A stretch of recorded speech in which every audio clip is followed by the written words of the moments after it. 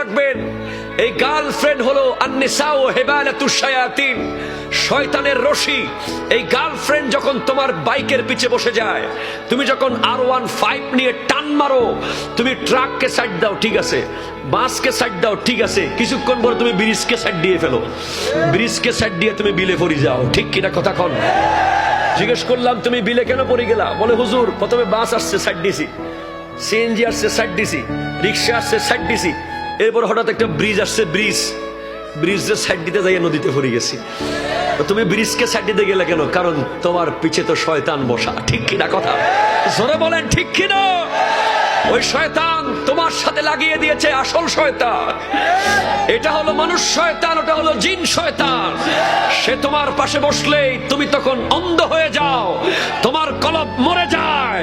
আর তখন যদি তুমি মারা যাও, তুমি ইমানদার হয়ে মরার সম্ভাবনা নাই, ঠিক কিনা কথা কন? তুমি গোটা রাত ফেসবুকে তার সাথে চ্যাটিং করো, তুমি তার সাথে হোয়াটসঅ্যাপে নকিং করো, তুমি তার সাথে ইমুতে জকিং করো, ঠিক কিনা? এগুলো করা যাবে না, করা যাবে না। মান জানা ওয়া শারিবাল খামরা নাজা আল্লাহুল ঈমান কামা তাখলাউল কামিস মিন রাসিহি।